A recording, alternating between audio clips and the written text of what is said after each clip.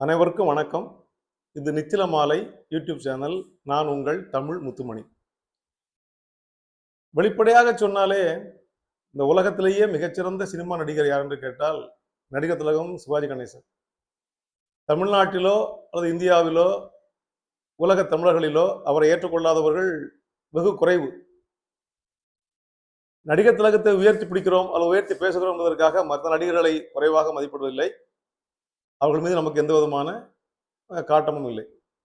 ஆனால் நடிகர் திலகம் சிவாஜி கணேசன் அவருடைய நடிப்பாற்றல் எல்லையற்றது. அவர் நடிப்பு எந்த அளவிற்கு மிக துல்லியமாக இருக்கும் என்பதற்கு ஒரு சிறிய எடுத்துக்காட்டை சொல்லி இந்த வீடியோவை முடிக்கலாம் என்று நினைக்கிறேன். ஒரு நாட்டு மன்னன் ஒரு போட்டி வச்சான். அந்த போட்டி என்னன்னா ஒரு மாறுவேட போட்டி.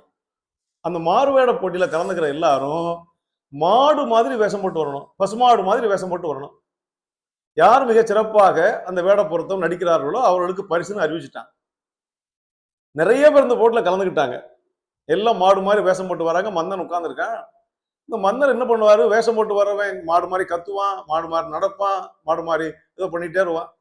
இதெல்லாம் பார்த்து ஒரு உட்கார்ந்துட்டு பக்கத்துல ஒரு தட்டு நிறைய பொடி பொடி கற்களை வச்சிருந்தாரு. கல், சின்ன கல் வச்சிருந்தாரு.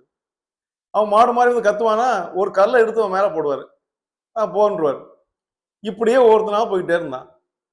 கடைசியா முடிஞ்ச பிறகு ஒருத்தனை தேர்ந்தெடுத்தார், இவன் தான் பரிசுக்குரியவன்.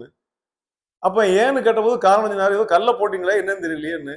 அப்பதான் சொன்னாரு, மாடு அது உடம்புல ஒரு கல்லோ குச்சியோ மரமோ ஏதோ விழும்போது அல்லது ஈ வந்து உட்கார்ந்தாலோ ஒரு கொசு வந்து கடிச்சாலோ அது கை கிடையாது, கையால் விரட்ட முடியாது.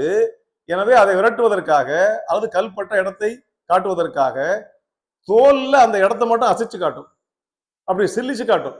நம்ம மேல யாரும் தொட்டா அப்படி உண்டாகாது. ஒரு கல் பட்டா அந்த இடம் துடிக்காது. மாடு மேல கல் பட்டா பூச்சி உட்கார்ந்தா கொசு உட்கார்ந்தா அப்படி ஆட்டி அந்த இடத்த மட்டும் அசைச்சு அந்த கொசு விரட்டிடும், ஈய விரட்டிடும்.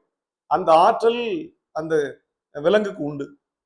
அதை போல நடிகர் திலகம் சிவாஜி கணேசன் என்ன வேடம் போட்டாலும் அதுவாக மாறி விடுவார். ஒருவேளை மாடு வேஷம் போட்டார்னா கூட கல்லை வைத்து முதுகில் எறிந்தால் அந்த இடத்தை மட்டும் ஆட்டி காட்டக்கூடிய வல்லமை அவருக்கு உண்டு என்று அடிக்கடி சொல்வது உண்டு. கடந்த ஒரு 3-4 நாட்களுக்கு முன்னால ஒரு நண்பர் ஒருவர் எழுதிய கட்டுரையை படிக்கும்போது எனக்கு அது உண்மைன்னு தெரிஞ்சது. பம்பாயில ஒரு நாடகம் கவியின் கனவுங்கிற நாடகத்தை போட போனாங்க. அதனுடைய இயக்குனர் கதைவசன கர்த்தா சக்தி கிருஷ்ணசாமி, சக்தி நாடக சபா அவர் தான். இதுக்குரிய உடைகளை தைக்கிற போது அந்த தையல் கலைஞரை பார்த்து என்ன நடக்குதுன்னு கேட்டாரா. சிவாஜி கணேசன் வந்தாரு. அந்த முதுகுக்கு பின்னால் ராஜா உடை கொடுத்தும் போது பின்னால் ஒரு துணி அப்படி தொங்கிட்டு இருக்கும், நீள உடை தரை வரைக்கும் இருக்கும். அதுல ஒரு மயில் படத்தை எம்ப்ராய்டரி பண்ண சொல்லியிருக்காரு அப்படின்னு சொன்னாங்க. இவ சொன்னாரு, மயில் படத்தை எம்ப்ராய்டரி பண்றதுக்கு மட்டும் 5000 ரூபாய் செலவாகுமே, இது எதுக்கு வெட்டி வேலை, நாமளே செலவழிக்கணும் அப்படின்னு வருத்தப்பட்டு போனாராம். இருந்தாலும் ஹீரோ சொல்லிட்டாரு ரஞ்சனப்பா அப்படின்ட்டு. அங்க மும்பையில போய் நாடக அரங்கேற்றம் பண்ணும்போது அன்னைக்கு தலைமை தாங்க வந்தது ராஜ் கபூர் என்ற மிகச்சிறந்த நடிகர், தெரியும் நமக்கு, பெரிய நடிகர். அவர் தான் முன்னால உட்கார்ந்துருந்தார். இவர் முதல் காட்சியிலேயே அப்படி ராஜா உடைய உடுத்தி வரும்போது அவர் சொல்லி வச்சுட்டாரு அங்க உள்ள லைட் பாயிண்ட் அவங்கெல்லாம், நான் அப்படி முதல் காட்சி முடிஞ்சு இப்படி திரும்புற போது அந்த குறிப்பிட்ட ஸ்பாட் லைட்டை ஆன் பண்ணு அப்படின்னு சொல்லியிருக்காரு. அவன் அது மாதிரி அவர் திரும்பி வசனம் பேசி திரும்புற போது ஸ்பாட் லைட் ஆன் பண்ணா இந்த முதுகு பக்கம் வருது, அந்த துணி அப்படி திரும்புது, அவர் உடம்பை அப்படி சிலிர்த்து காட்டியிருக்கிறார். அப்படி சிலிர்க்கிற போது அந்த மயில் அப்படி தோகை விரித்து ஆடுவது போல காட்டியிருக்கிறார். அப்படி அழகாக மயில் அசைந்து அசைந்து ஆடி போகிற காட்சியை அந்த துணி நடித்திருக்கிறது.